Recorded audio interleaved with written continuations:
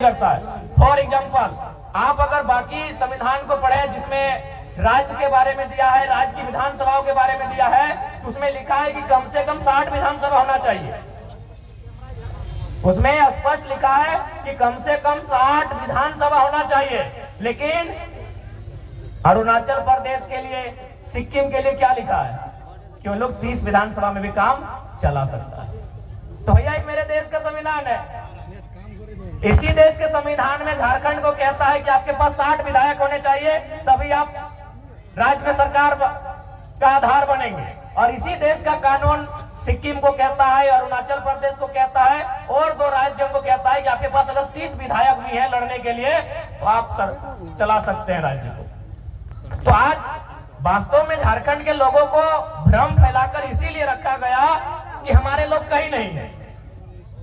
आज ब्यूरोक्रेट्स की बात कीजिए, आज जुडिशियरी की बात कीजिए, आज आप किसी भी सेक्टर में चले जाए, हमारे लोग नहीं हैं। इसीलिए एक तरह तरह के मन में इनको सेट कर दिया जाता है कि नहीं, ये कानून नहीं बन सकता है, ये कानून का मांग करना ही आपका गलत है। आपका 1932 जो खतियान की बात करते हैं, ये अंग्रेजों के टाइम का कानून है। उनको बताइएगा कि अगर 1932 अंग्रेजों के टाइम का कानून है, तो इसी देश में सन 1990 में भारतीय संविधान में 66वां संशोधन करते हुए सीएनटी कानून जो 1908 का कानून है, उसके 3 अध्याय को क्यों शामिल किया गया? इसी देश में, इसी संविधान में, अभी आजाद भारत में, अंग्रेजों के टाइम नहीं, 1990 में 66वां संशोधन, कानून का नाम है सीएनटी कानून। कब का कानून है? 1908 का कानून है। तो भैया, अगर 1908 का कानून आजाद होने के बाद लीगल हो सकता है, वो संवैधानिक हो सकता है, तो 1932 का कानून संवैधानिक क्यों नहीं हो सकता है? हाँ, अगर 1932 के कानून से किसी लोगों के हक अधिकार को रोक दिया जाता, किसी के हक अधिकार से वंचित कर दिया जाता, तब आप उसको असंवैधानिक कहते हैं। हमने तो बार बार यही कहा कि 1932 से लेके 1964 से लेके जिलों के अंतिम सर्वे सेटलमेंट से लेके यहाँ की भाषा, संस्कृति, परंपरा को ऐड करते हुए इस राज्य के लिए एक मजबूत स्थानीय नीति बनाई जाए, जो इस राज्य के लोगों को आगे आने का अवसर मिले, उनकी नौकरियों को, उनके रोजगार को, उनकी भाषा, संस्कृति को कोई छीन नहीं पाए। असंवैधानिक तब होता जैसे धनबाद बोकारो का खतियान 1932 का है, यदि तमाड़ का खतियान 1964 का हो जाता और केवल कानून में 1932 ही शामिल किया जाता, तो हम कहते कि भाई असंवैधानिक है, इससे धनबाद को तो लाभ मिलेगा, लेकिन तमाड़ वालों का 64 है। हम तो कह रहे हैं कॉलम बनाइए। अरे भाई, जब भारत के संविधान को पढ़िए ना, कोई भी धारा क्या सिंगल है? उप धारा है, उसमें अलग अलग क्लॉज है। ए का 1 है, A1 का क है कि नहीं है? तो आप बिंदुवाज करके झारखंड की स्थानीय नीति को बनाइए, और यदि आप झारखंड की स्थानीय नीति नहीं बना पाते हैं तो फिर राजगद्दी छोड़ दीजिए। यदि आप नहीं बनाते हैं तो छोड़ दीजिए। और हमें लगता है, देखिए, सबसे पहला बात है कि कन्वेंस करना। बहुत सारे लोग कहते हैं कि नहीं, इससे क्या होगा कि बाहरी भीतरी के बीच रोष होगा। तो हम यही कहेंगे, चलिए, यही बगल में उड़ीसा है, काफी संख्या में हमारे लोग हैं, सब पढ़े लिखे लोग हैं, सभी पढ़ल लिखल लगे, तो चलिए उड़ीसा में 4 फॉर्म भर के आते हैं। चलिए देखते हैं कई गो हमारे वहाँ वीडियो बनते हैं उड़ीसा में। चलिए देखते हैं कई गो थाना प्रभारी उड़ीसा में बनते हैं झारखंड के लोग। चलिए देखते हैं कई गो लोग वहाँ टीचर की नौकरी करते हैं। अरे भाई, जब झारखंड के लोग उड़ीसा में नहीं, तो उड़ीसा के लोग झारखंड में। ज्यादा माथा खपाने की जरूरत नहीं है। झारखंड के लोग अगर उड़ीसा की सरकारी नौकरियों में नहीं, यदि झारखंड के लोगों का 1 इंच का कब्जा उड़ीसा में नहीं, बिहार में नहीं, छत्तीसगढ़ में नहीं, यूपी में नहीं, तो उनका कब्जा और उनका मनमानी यहाँ क्यों रहेगा? यही तो सवाल है। हमने, आप ही बताइए, हमने तो बार बार कहा कि उड़ीसा हमारा बड़ा भाई है, पश्चिम बंगाल हमारा बड़ा भाई है, बिहार भी हमारा बड़ा भाई है। हम संयुक्त रूप से उड़ीसा, बिहार और बंगाल को शेयर किए हैं। आज बंगाल के पास 88,000 वर्ग किलोमीटर के आसपास जमीन है। आज अगर बिहार की बात करें तो 94,000 वर्ग किलोमीटर के आसपास है। अगर उड़ीसा की बात करें तो 1,55,000 वर्ग किलोमीटर है। हमारे पास 79,000 जो सबसे कम होता है, हमारे पास 79,000 वर्ग किलोमीटर का जमीन है। तो उसमें आप नजर काहे गड़ा के बैठे हैं? उसमें आप नजर गड़ा के काहे बैठे हैं, बताइए? नहीं, हमको यहाँ मीडिया के लोग हैं, पढ़े लिखे लोग बैठे हैं, बुद्धिजीवी लोग बैठे हैं, क्या किसी झारखंडी ने मैं आज पूरे भीड़ से यह दावा करना चाहता हूं और सवाल भी करना चाहता हूं, क्या किसी झारखंडी ने उड़ीसा की राजधानी भुवनेश्वर ना, भुवनेश्वर ही है ना, उड़ीसा की राजधानी भुवनेश्वर, पश्चिम बंगाल की राजधानी कलकत्ता और बिहार की राजधानी पटना में 1 इंच जमीन कब्जा किया है? 1 इंच। हम सवाल पूछते हैं, हम बिल्कुल उन्हीं 3 स्टेट से हमारी पहचान रही है, तो क्या हमारे लोगों ने उड़ीसा की राजधानी में 1 इंच जमीन कब्जा किया है? क्या हमारे लोगों ने कलकत्ता में 1 इंच जमीन कब्जा किया है? क्या हमारे लोगों ने पटना में 1 इंच जमीन कब्जा किया है? नहीं किया है ना, नहीं किया है ना। चलिए आपको रांची देखना है, चलिए आपको रांची देखना है हमारी जमीनों पे कब्जा, चलिए आपको देखना है। तो ये कौन सा बाहरी भीतरी का लड़ाई है भाई?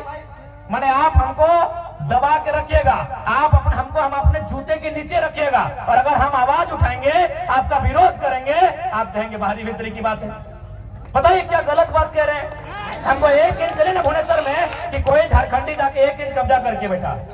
चलिए रांची घुमाते हैं, चलिए आपका रांची जिला ही घुमाते हैं, चलिए हजारों हजार एकड़ जमीन दिखाएंगे कि बाहर के लोग कब्जा करके बैठे हैं, जबरदस्ती कब्जा करके बैठे हैं।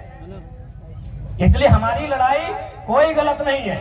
हाँ, हम अभी कमजोर है, चूंकि समय हमारा कमजोर है, चूंकि सिस्टम उनके पास है। देखिए जो सही है उसको हम कहेंगे, लोग हमें वोट दे ना दे अलग बात है, हम कभी वोट लेने के लिए समझौता नहीं करेंगे। हम वोट लेने के लिए सुदेश महतो और हेमंत सोरेन बनने नहीं जा रहे हैं। जो सही है तो सही है, जो सही है तो सही है, झारखंड के साथ समझौता नहीं करेंगे। यदि हमको समझौता करना होता तो आज तोहनी के बतावे चाहिए, आज हम दिल्ली में शपथ ले तलिए। अरे उतना तो छोड़ दीजिए सांसद का, आपको क्या लगता है कि विधानसभा में ऑफर नहीं आ रहा है? विधानसभा में अभी तक 7-7 सीट का ऑफर आ चुका है कि आप हम लोग के साथ आइए, आपको 7 सीट देंगे। अगर आप जीत के आते हैं, अगर 7 सीट जीत जाते हैं तो 2 लड़का को अपना मंत्री बनाएंगे। तो ऐसा नहीं कि हम लोग को अभी ऑफर नहीं आ रहा है। अरे लोकसभा का चुनाव खत्म होने के बाद बाकी लोग दुनिया घूमने गया था, हम लोग उस दिन से भी रणनीति बना रहे हैं, उस दिन से हम लोग से लगातार संपर्क आ रहा है। तो ऐसा नहीं है कि हम लोग विधायक नहीं बन सकते हैं। ऐसे भी 10 को विधानसभा में हम लोग 50 वोट लेके आए हैं। विधायक बनना हम लोग के लिए आज के डेट में कोई अब टफ काम नहीं है, लेकिन हम लोग विधायक बनने नहीं आए हैं, हम लोग इस राज्य का नेता बनने आए हैं। अब सुन लीजिए, विधायक बनने में और नेता बनने में अलग अंतर होता है। विधायक किसी की चापलूसी करके, पार्टी की गुलामी करके बन सकते हैं। अभी आप संजय सेठ जी, चलिए मंत्री हैं, उनको बधाई देते हैं।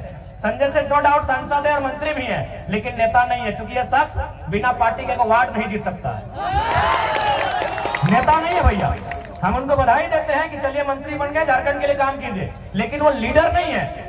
चूंकि वह एक उद्योग घराने से उनका संबंध था, अरबों के मालिक हैं, और बीजेपी को अरबपति लोग पसंद है, खासकर व्यापारी वर्ग उनको पसंद आता है, टिकट दे दिया। बोलिए उनको बीजेपी और कांग्रेस का टिकट हटाए और एक पार्षद का चुनाव लड़ेगा, जीत जाएंगे, हम नेता बोलेंगे,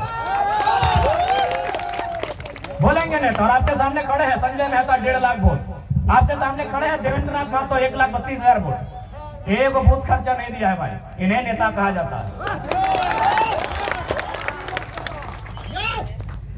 एक दिन हम एक शादी घर में गए थे, एक राज्यसभा सांसद कोई समीर उरांव करके, हम जानते नहीं है, बैठे थे बगल में।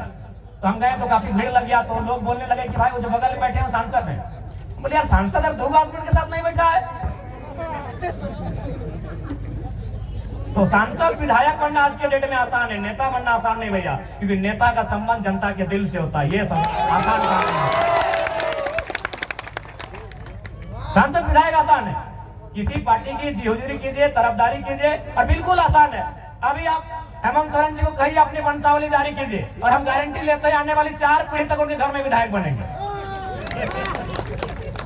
जो पैदा नहीं हुआ उनके घर में वही बच्चा विधायक बनेगा, क्योंकि विधायक सांसद बनना आज के डेट में आसान है। हम लोग नेता बनने आए हैं। नेता उसे कहते हैं जो राज्य के नेतृत्व करे, नेता उसे कहते हैं जो शोषित वंचित लोगों के लिए लड़े।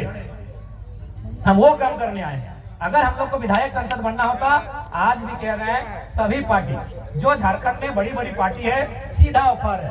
अरे हमको तो पहली बार पता चला लोकसभा के चुनाव में कि सीआर मने करोड़ रुपया को बोला जाता है। हम सीआर मने सीआर समझते थे, जैसे होता ना हुड़ार कुकुर बिलार सीआर, सीआर समझ रहे आप लोग? तो हमको अभी मालूम था कि सीआर माने सीआर होता है, लेकिन जब उस पार्टी के साथ हम बैठे, उसके महामंत्री से हम बैठे, उनसे हमारी 18 मिनट मीटिंग हुई, तब उन्होंने कहा कि आप पे सीआर इन्वेस्ट करेंगे। हमको लगे यार टाइगर पे सीआर इन्वेस्ट कीजिएगा, सीआर माने करोड़ होता है। हमको पहली बार मालूम चला कि सीआर को करोड़ कहा जाता है। तो भैया अगर हम लोग को अगर अपने लिए जीना होता, अपने लिए महफिल सजानी होती, तो करोड़ों रुपए का इन्वेस्ट करने के लिए लोग तैयार थे, लाख रुपए नहीं करोड़ों रुपए। यहाँ तक कि हमें कहा था कि काहे आप स्कॉर्पियो से मतलब चलते हैं, हम लोग चुनाव के कैंपेन के दरमियान आपको हेलीकॉप्टर भी मुहैया करवाएंगे। लेकिन क्या ये रास्ता अगर हम लोग भी अपने स्वार्थ के लिए चुन लेंगे तो क्या झारखंडियों के साथ धोखा नहीं होगा? आज हम कभी भी सभा में आते हैं तो सबसे पहले जो लोग हमारे सामने बैठते हैं उनकी आंखों में देखते हैं, उनके मुरझाए हुए चेहरे को देखते हैं, उनके जो झुर्रियां, उनके एक जवानी अवस्था में जो चेहरे पे झुर्रियां आ गए, झुर्रियों को देखते हैं। नौजवानों के 30-35 साल के जो नौजवान, उनके जो बाल सफेद होने लगे, उस व्यवस्था को हम लोग देखते हैं कि आज क्या दशा है हमारे राज्य की, आज किस स्थिति में गुजर रहा है हमारा राज्य। आज 40% खनिज देने के बाद भी हमारे राज्य में कहीं कोयला तो कहीं लोहा तो कहीं तांबा तो कहीं यूरेनियम रहने के बाद भी अगर हमारे राज्य के नौजवान इस हाल में रहेंगे, अगर हमारे राज्य के नौजवान इस दशा से गुजरेंगे, तो हमें लगता है इस दशा को, इस दुर्दशा को बदलने का जिम्मा उठाना चाहिए। इसीलिए हम लोग एक शुरुआत करने आए हैं। हमने हटो नहीं कहा कि हमने कोनो जादू के छड़ी लेके आई हो और घुराए देबो और तोहनी के रातों रात समस्या के समाधान बजे तो लेकिन झूठ सब कहना आई लियो। हमने एक कोशिश करे आई लियो और कोशिश हमने दो तरह से कर सकलियो। एक कोशिश धरना दे के, एक कोशिश आंदोलन करके और एक कोशिश विधानसभा के अंदर बैठ के। तो हमने धरना दे के कोशिश कर लियो, आंदोलन भी दे लियो। आज सभी केस खाए लो, जितना भी हमने प्रत्याशी हलो सभी केस खाए ले हलो, खाए हलो कि नहीं, सभी केस खाए लो। जकर जकर तो नाम हमने पार्टी में जाने हैं, सभी केस खाए लो। तो हमने आंदोलन से तो कभी पीछू ना हट लिए, हमने आंदोलन करे से कभी पीछू ना हट लिए, हमने जनता के बात कहीं भी राखे से कभी पीछू ना हट लिए। लेकिन अब हमने के लागा है और तोहनियों के लागा है कि अब आंदोलन के साथ साथ, धरना के साथ साथ नौजवान सबके मौका विधानसभा के भीतर मिलना चाहिए। मिलना चाहिए या ना मिलना चाहिए? मिलना चाहिए ना, मिलना चाहिए ना भैया मोसियन दीदी साहब, अब विधानसभा के भीतर मौका मिलना चाहिए ना। तो अगर मिलना चाहिए तो इस बार जोरदार तैयारी होना चाहिए। अब सवाल रह गए कि आखिर विधानसभा के चुनाव क्यों,